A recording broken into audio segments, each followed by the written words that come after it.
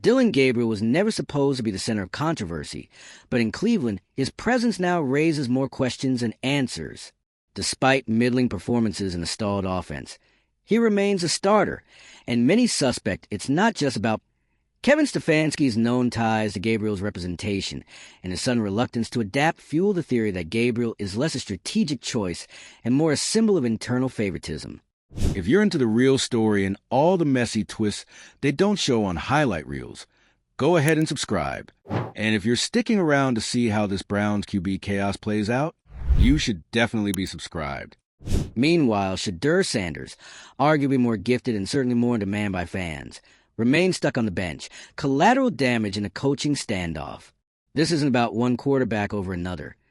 It's about a franchise refusing to evolve. While the Browns waste talent and time on loyalty plays, they alienate a fan base hungry for a turnaround. The longer leadership clings to control over courage, the more they cement their identity not as contenders, but as a case study in how not to run a team. Kevin Stefanski would rather sink the season, and maybe his entire career, than hand the keys to Shedeur Sanders. That's where the Cleveland Browns are right now. Trapped in a leadership chokehold, where the priority isn't fixing the offense, restoring fan trust, or salvaging a season that's unraveling. It's protecting egos. This team is 2-6. The defense is performing at a historic level. Myles Garrett is putting together a Defensive Player of the Year campaign. And yet, week after week, the offense is dragging the team backward. Everyone sees it. Everyone knows it. But Stefanski keeps rolling out the same failing strategy like the problem will eventually solve itself. And the one person who could change the momentum, who should be the future of this franchise, is stuck holding a clipboard. There's no football logic left to explain it. Stefanski's refusal to play Shedeur Sanders has crossed into personal territory. It's ego. It's politics. It's fear of being exposed by the very talent he's suppressing. And the longer this goes on, the more obvious it becomes that this isn't about what's best for the Browns. It's about what's safest for Kevin Stefanski. The most damning part is how thin the excuses have become. You can only hide behind phrases like, "We're sticking with the process," or "We like what Dillon brings" for so long before it becomes insulting. Dillon Gabriel is not getting it done. The offense is flat. The creativity is non-existent. The confidence is gone. And still, Stefanski clings to him. Not because Gabriel's earned it, but because Stefanski has attached his credibility to the wrong quarterback. And this isn't just stubbornness. There are rumors that Stefanski and Gabriel share agency ties, that their professional relationships run deeper than coach and player. And while nothing's confirmed, it's enough to raise questions. When the decisions start looking less like strategy and more like favoritism, fans are going to notice, and they have. Because Sanders isn't some unknown prospect. He's a high-profile rookie with leadership experience, an elite football pedigree, and clear readiness. He has the tools. He has the poise. What he doesn't have is Stefanski's blessing, and that's the real issue. This goes way beyond Cleveland. The NFL is built on narratives, on reputations, on unwritten rules about who gets a shot and when. And Sanders, thanks to his last name and the spotlight that comes with it, makes people nervous. He's confident. He's marketable. He carries himself like a leader. And for some coaches, especially those clinging to power, that's threatening. League insiders have pointed to a systemic discomfort with the Sanders brand, especially when the quarterback isn't one of their guys. There's a fear that if Shedeur succeeds, the balance shifts, the power dynamics change. And in Cleveland, where the culture is already riddled with self-preservation, that's unacceptable. So they sit him while the team loses. They sit him while the fan base grows restless. They sit him while every logical argument says he should be starting. And why? Because admitting he should play would mean admitting the organization got it wrong. It would mean accountability. And that's something the Browns seem allergic to. Just look at how Stefanski handled play-calling duties. After weeks of offensive stagnation, he handed over the reins to offensive coordinator Tommy Rees. On paper, that looks like accountability. In practice, it's a smokescreen, because the plays don't matter if the quarterback can't execute them, and the guy who isn't even on the field. Handing off play calling while refusing to change the quarterback is like rearranging the deck chairs on a sinking ship. It gives the appearance of action, without addressing the core problem. And the core problem is this. Stefanski is afraid to let go of control. If Sanders comes in and performs, even moderately well, it calls everything into question. It calls into question why he was drafted so late. It calls into question why he was benched. And most of all, it calls into question Stefanski's. That's the nightmare scenario for a coach on the hot seat. Not that the rookie fails, but that he doesn't. And let's be honest, Cleveland has seen this pattern before. This franchise has repeatedly failed to capitalize on quarterback talent. Not because the players weren't good enough, but because leadership didn't know how to develop or support them. Whether it was mismanaging Baker Mayfield or failing to build around Deshaun Watson, the front office has a track record of self-sabotage. Now they're doing it again. Sanders dropped in the draft for reasons that had nothing to do with skill. Concerns about his personality, about his family's public profile, about the baggage that comes with the Sanders name. But none of those things affect what he can do on the field. And the Browns, who were lucky to get him, are now wasting that opportunity. It's ironic, isn't it? A franchise that's been desperate for a franchise quarterback for years finally has won. And they're keeping him off the field because of politics. This isn't development. This is dysfunction. And it's playing out on national television every week. What's even more frustrating is that Sanders wants to play. He's not demanding anything. He's not stirring drama. He's done everything right. He's showing up, staying ready, being professional. And still, he's treated like a threat instead of an asset. That's the kind of leadership that kills locker rooms.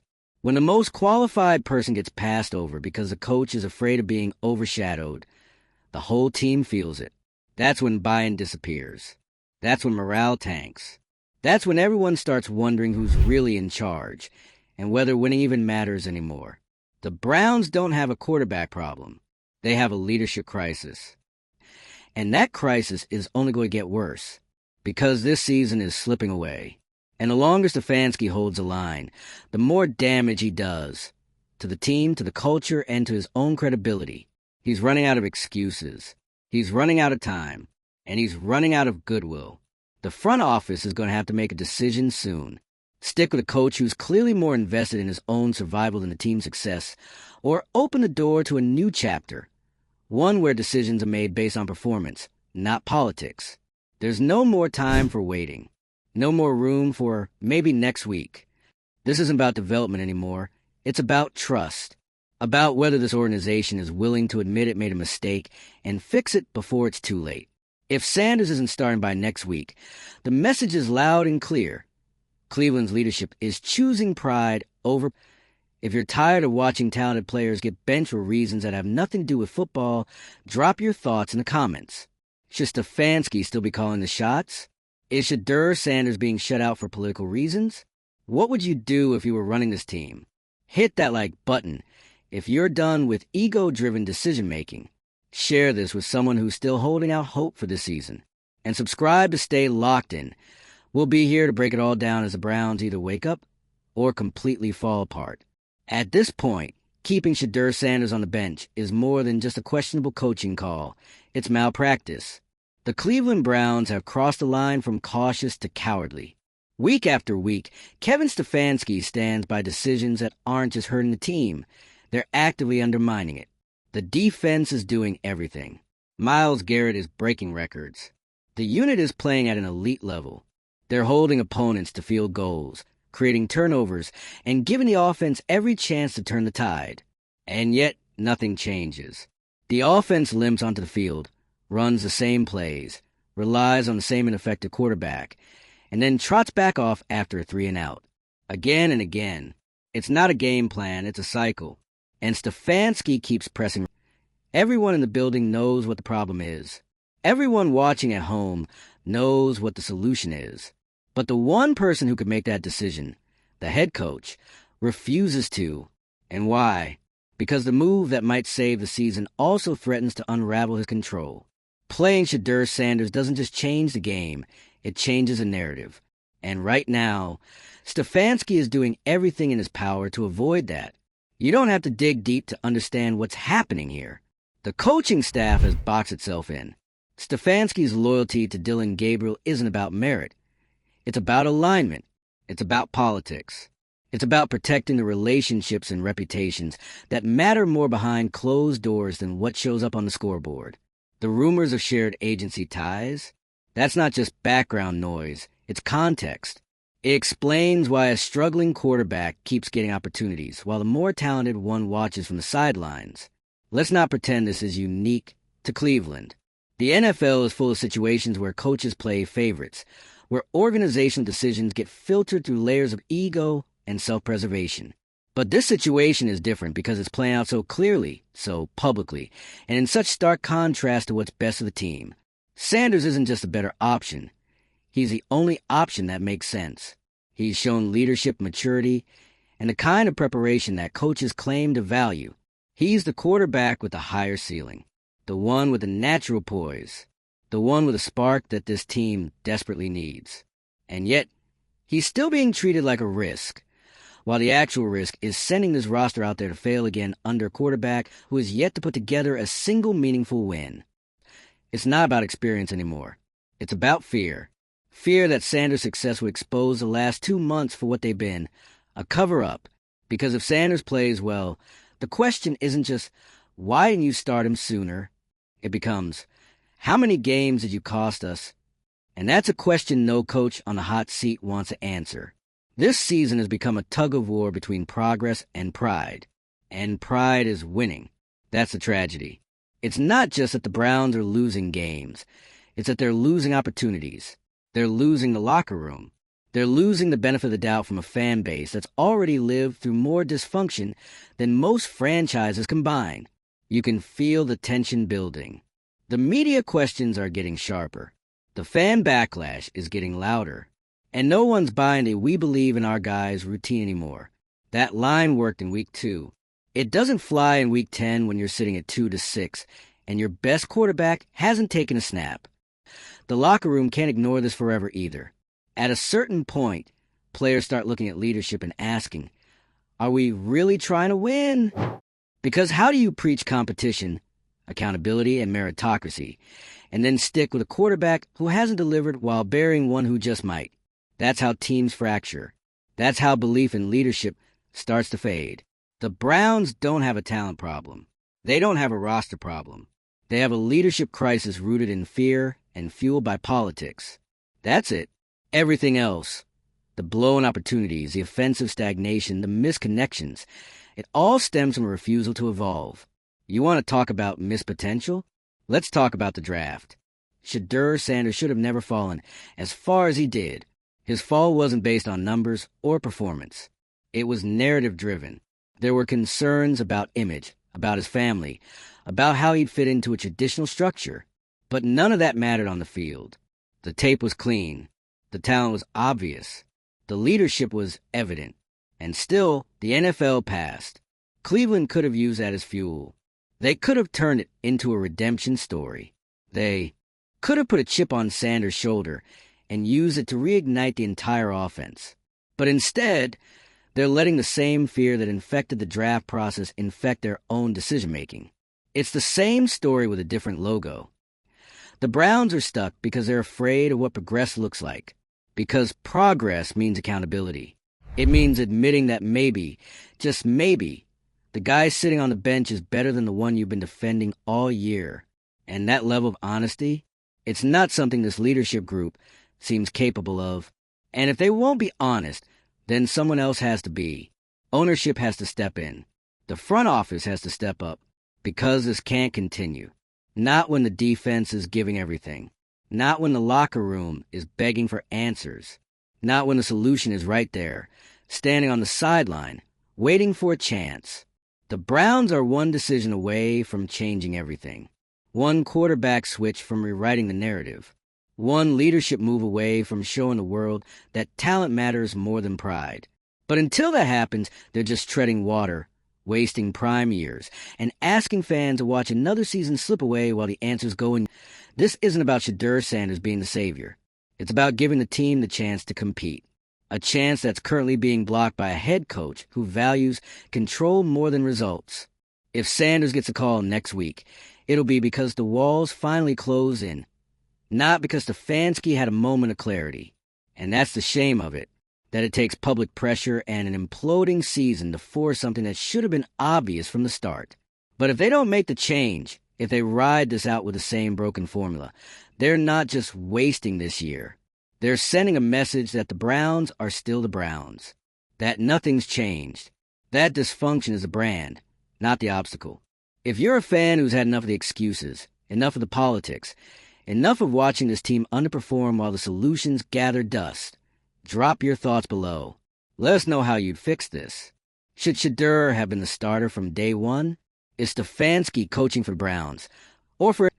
Hit the like button if you're done watching leadership protect their egos instead of protecting the franchise. Share this with someone who still believes Cleveland can turn it around. And subscribe, because the story isn't over yet. But the clock is ticking. There's no way around it. This situation is spiraling. Every week that Kevin Stefanski keeps Shedeur Sanders off the field, the Browns dig themselves deeper into a pit of dysfunction that no defensive stat sheet can rescue them from. This is no longer about development timelines or quarterback competition. That excuse expired somewhere around loss number 4. Now, it's about optics, politics, and a coach who's turned self-preservation into a job description. And the worst part? Everyone knows it. You can see it on the sidelines, the body language, the frustration, the quiet tension.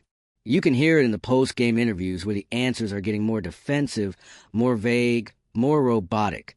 The longer this goes on, the more obvious it becomes that this isn't just a coaching issue. It's a leadership collapse wrapped in coach speak and paraded around as patience. Let's be real. If Sanders was a threat, he'd already be playing. If the coaching staff actually believed Dillon Gabriel was a long-term solution, they wouldn't have to keep defending him every week like he's a political candidate in damage control mode. You don't have to over-explain confidence. You don't need 600-word monologues to justify the right choice. You only do that when the results don't match the reality. And in Cleveland, nothing matches right now.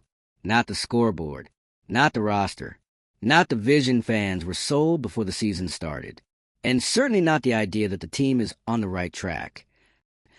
What's happening instead is a textbook example of what happens when ego collides with accountability. Stefanski knows that starting Shedeur Sanders means resetting the narrative.